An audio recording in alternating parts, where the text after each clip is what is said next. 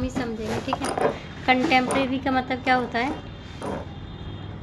जो present current की जो हमारी क्या होगी हिस्ट्री होगी उसे बोलते हैं कंटेम्प्रेरी, यानी कि साथ में चलने वाली हिस्ट्री।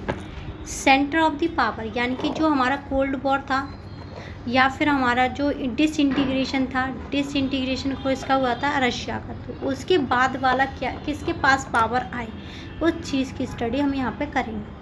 और इस पावर को क्या हमने बांट दिया, मल्टीपोलर कर दिया, या फिर हमने कर दिया यूनिपोलर, या फिर हमने ऑर्गेनाइजेशन बना ली, इस चीज़ के बारे में हम स्टडी करेंगे। तो यहाँ से देखेंगे after the end of the bipolar structure of the world politics early 19 become the clear that the new center of political and economic power could the limit America's dominance। यानी कि देखो, अगर अमेरिका सबको पता चला उस टाइम पे hegemony किसकी हो गई थी,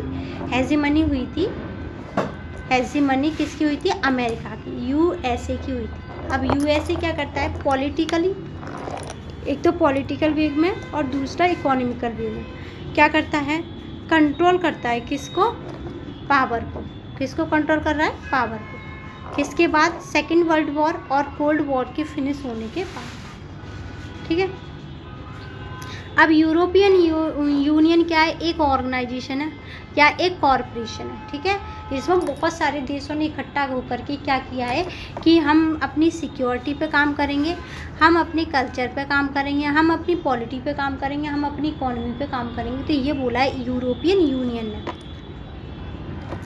after the second world war America extend the massive financial help, यानी कि बहुत ज़्यादा हेल्प किसने की, अमेरिका ने की। किसकी की, reviving Europe's economy was called the Marshall plan. जो यूरोप वाला पार्ट था, यानी कि रशिया से जो 15 देश क्या हुए डिसइंटीग्रेशन के बाद बने, उनकी इकॉनमी को रिवाइव यानी कि दोबारा जिंदा करने के लिए किसने मदद की, अमेरिका ने। उस लॉ को, उस प्लान को बोला गया क्या, मार्शल प्लान। क्या बोला गया, Marshall plan. The council of European union, जो काउंसिल ऑफ यूरोपियन यूनियन थी 1949 में बनी, और ये पॉलिटिकल कॉरपोरेशन थी। कैसी कॉरपोरेशन थी, पॉलिटिकल। अगर ये बात करेगी तो पॉलिटिकल वे में ही करेगी और किसी चीज़ पे बात नहीं करेगी। ना तो ये सिक्योरिटी पे बात कर सकती, ना ये इकोनॉमी पे बात कर सकती, ना ही रीजनल डिस्प्यूट पे बात कर सकती। यूरोपियन इकोनॉमिक कम्युनिटी इस्टेब्लिश हुई 1957 में।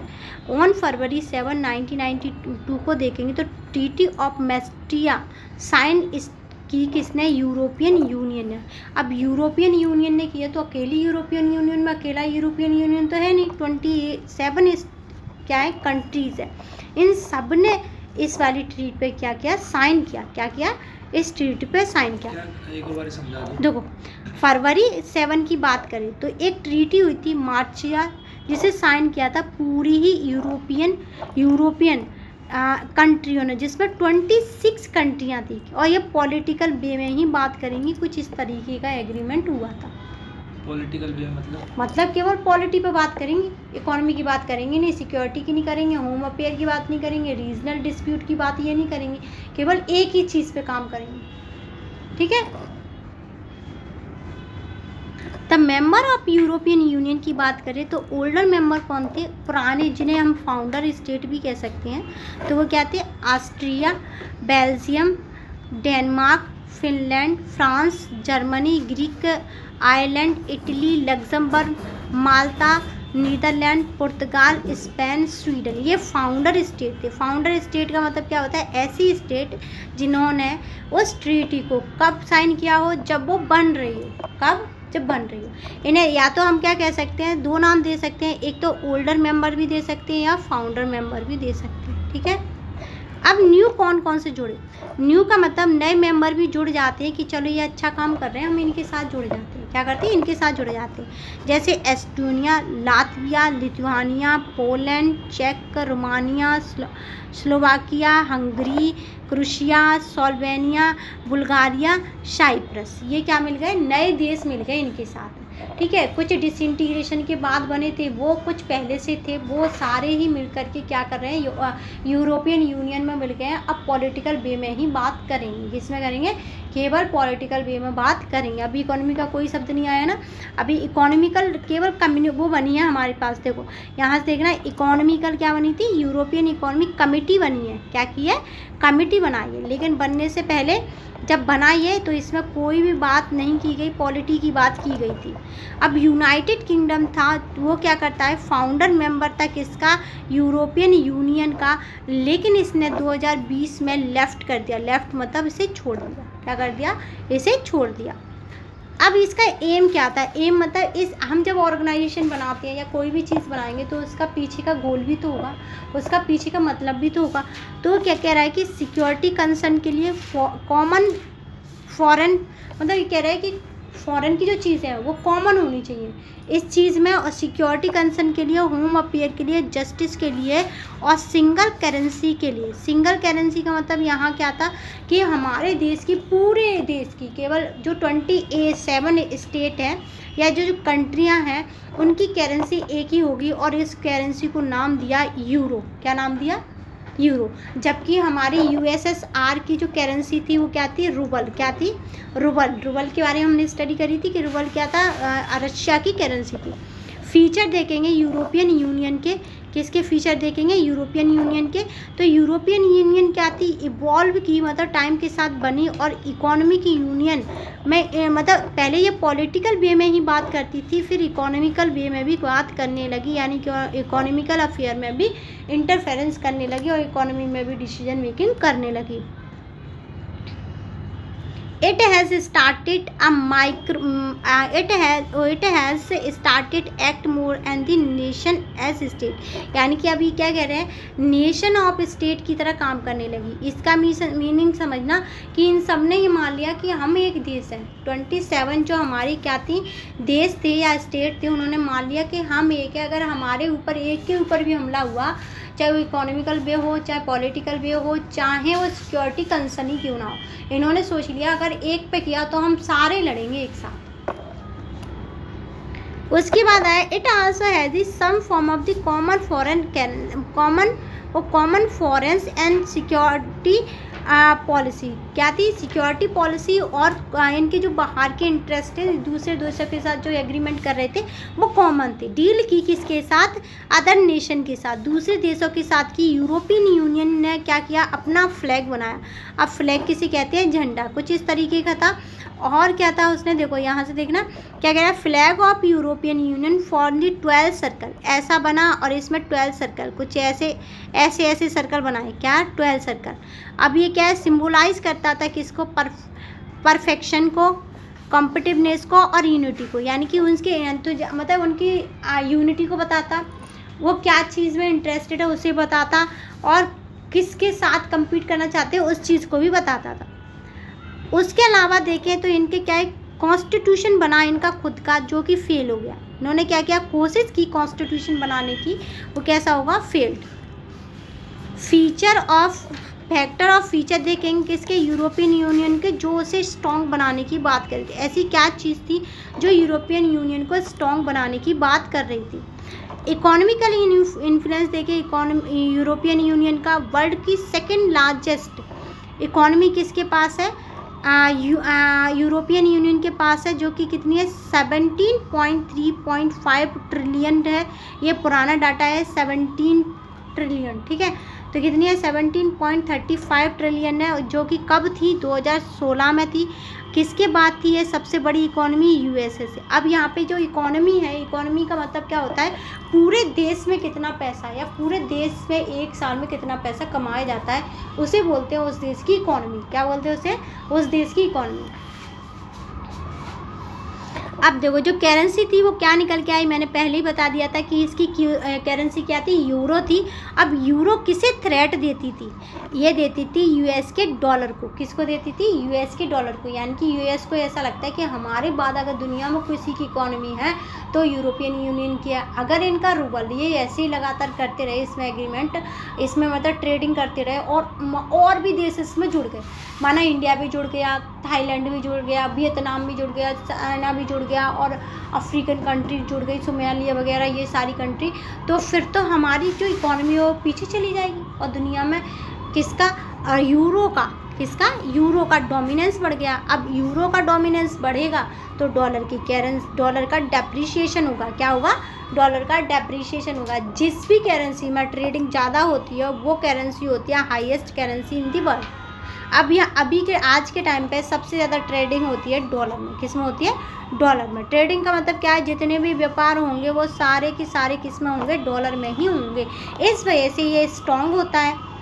इसीलिए हम कंपैरिजन किसके साथ करते हैं? इंडिया की इकोनॉमी का। किस में लिखेंगे? डॉलर में लिखते हैं। किस में लिखेंगे? अभी एक वो लेके आए थे मोदी जी, पिछली बार मैंने पढ़ा था, तो 3 ट्रिलियन वो बनाने की कोशिश की गई थी इंडिया की इकोनॉमी को, तो उन्होंने डॉलर में की थी। किस में की थी? डॉलर में। अब देखेंगे यहाँ पे जब सेकंड देखो 8 share of the world trade, ये वर्ल्ड ट्रेड के साथ भी शेयर करता है और यूएस के मच लार्जर देन दी यूएस, यानी कि देखो दुनिया के हर देश के साथ ये ट्रेडिंग करता है। जैसे ट्रेडिंग तो हर देश करता है, इंडिया भी करता है, चाइना भी करता है, यूए भी करता है और यूनाइटेड स्टेट ऑफ अमेरिका भी करता है। लेकिन ये उस टाइम पर 27 स्टेट है। क्या है? 27 स्टेट। तो ये मिल के किससे? यूएसए से ज़्यादा ट्रेडिंग कर रहे थे। ठीक है। European union has become the more assertive in the trade dispute in USA and China. जब भी क्या होती है? लड़ाई होती है। किसमें? देखो अगर हम एशिया की बात करें तो स्ट्रॉन्ग कौन है सबसे ज़्यादा इकोनॉमी में? चाइना। कौन है? चाइना।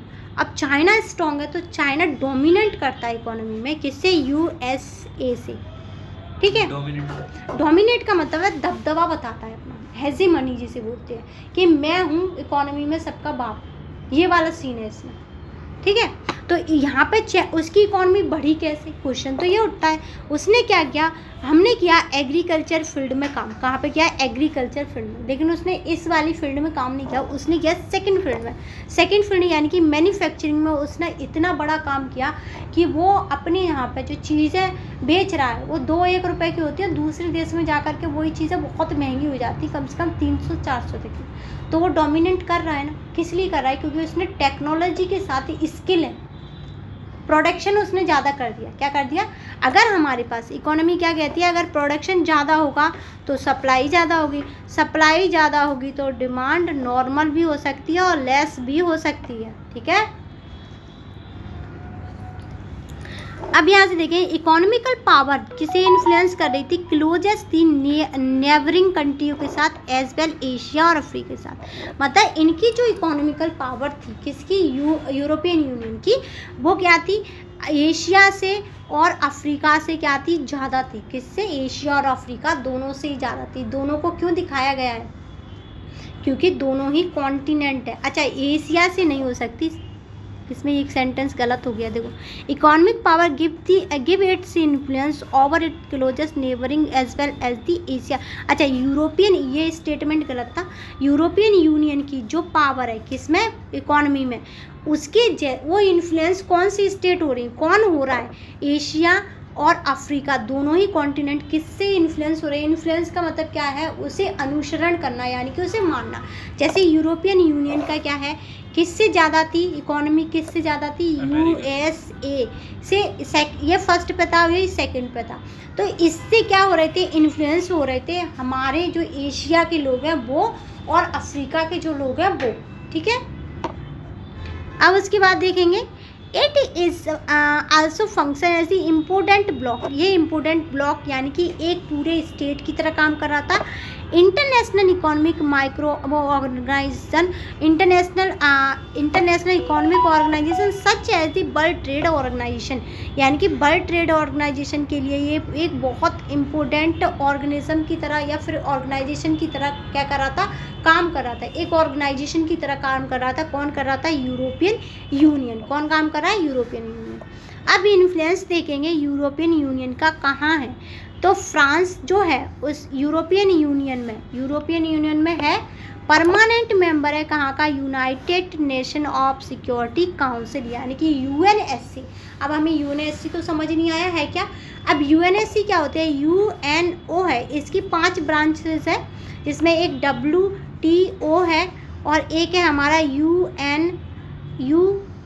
यूएनएससी, तो उसका ये पार्ट है। क्या है? पार्ट क्लियर हो गया, यूएनएससी समझ आ गया। अब इसमें परमानेंट मेंबर कौन है? फ्रांस। कौन है? अब पूरे परमानेंट मेंबर मैंने उस दिन भी बताए थे, परमानेंट मेंबर बताओ यूएनएससी के। यूएनएससी के परमानेंट हाँ। मेंबर। तुम बताओ। चाइना, अमेरिका, रशिया,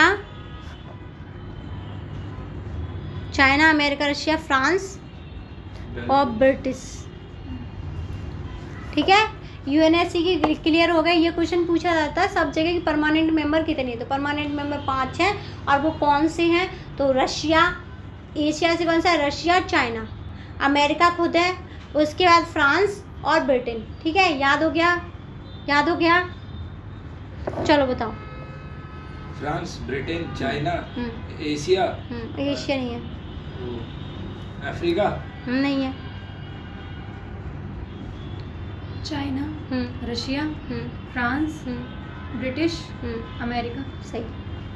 ठीक है, यूएनएससी के परमानेंट मेंबर समझ आ गए। अब उसके बाद चलते हैं यहाँ से। यूरोपियन यूनियन क्या करती है? बहुत सारे नॉन परमानेंट मेंबर भी रखती है। कितने? बहुत सारे नॉन परमानेंट मेंबर भी रखती है। तो यूरोपियन यूनियन के बहुत सारे लोग इस नॉन परमानेंट सीट को क्या करते हैं? ऑक्यूपाई करते हैं, यानी कि इनके पास होती है टू हैव। इनके पास क्या होती है? नॉन परमानेंट मेंबर वाली सीट तो होगी। 27 है भाई, कोई ना कोई तो होगा ही इनके पास। ठीक है, मिलिट्री इन्फ्लुएंस देखेंगे तो मिलिट्री इन्फ्लुएंस क्या है? यूरोपियन यूनियन क्या करती है? फोर्स सेकंड नंबर की, अपने पास दुनिया की सेकंड नंबर की मिलिट्री रखती है यूरोपियन यूनियन। अगर अमेरिका, देखो अमेरिका के पास है फर्स्ट नंबर की, तो यूरोपियन यूनियन के पास कैसी है? सेकंड नंबर की। हथियारों में यूरोपियन यूनियन किसके बाद आता है? अमेरिका के बाद। किसके बाद आता है? ठीक है, अब क्यों आता है? क्योंकि वो हार चुका है। अच्छा, तुमने ये क्वेश्चन ही पूछा कि फ्रांस तो बहुत छोटा है, उसे यूएनएससी में परमानेंट सीट कैसे मिली? कुछ? हाँ, वर्ल्ड वॉर। नहीं कोल्ड वॉर। नहीं। चलो एक बहुत इंटरेस्टिंग बात बताती हूँ। देखो, जो अमेरिका है ना, आज के टाइम पे जो अमेरिका चिल्लाता है कि मैं दुनिया की यूनिपोलर, यानी कि मैं ही पावर हूँ, उसे बनाने वाला ही फ्रांस है। फ्रांस ने अमेरिका को बनाया है, उसने ब्रिटिश से आज़ाद कराया है अमेरिका को। ठीक है, इतना सा देश कैसे यूएनएससी में इतनी बड़ी सीट ले सकता है? रशिया तो इतना बड़ा है, चाइना तो इतना बड़ा है, अमेरिका तो इतना बड़ा है, ब्रिटिश तो इतना बड़ा है, लेकिन वो तो इतना छोटा सा है। ठीक है, क्वेश्चन खत्म हो गया इसका। यूएनएससी समझ आ गया क्या है, यूएनओ समझ आया। ठीक है, अगर कोई डाउट हो तुरंत पूछा करो। अब टोटल स्पेंडिंग कितना करता है डिफेंस में? सेकंड नंबर पे करता है अमेरिका के बाद। यूरोपियन यूनियन क्या है? इसके जो मेंबर स्टेट है, जो फ्रांस है, वो उसके पास इतने सारे भरमार है ना, न्यूक्लियर बॉम्ब की इतनी सारी भरमार जो कोई सोच नहीं सकता। फ्रांस के पास। हाँ, अब देखो, it is the world second most important source of space, यानी कि मतलब स्पेस में और कम्युनिकेशन टेक्नोलॉजी में ये क्या है? सेकंड नंबर पे। कहाँ पे? Second number. पता चल गया? फ्रांस या फिर यूरोपियन यूनियन? European union. ठीक है, अब यहाँ से देखो, सम फैक्ट दैट द लिमिट। अब इसे थोड़ा सा रुक के करेंगे।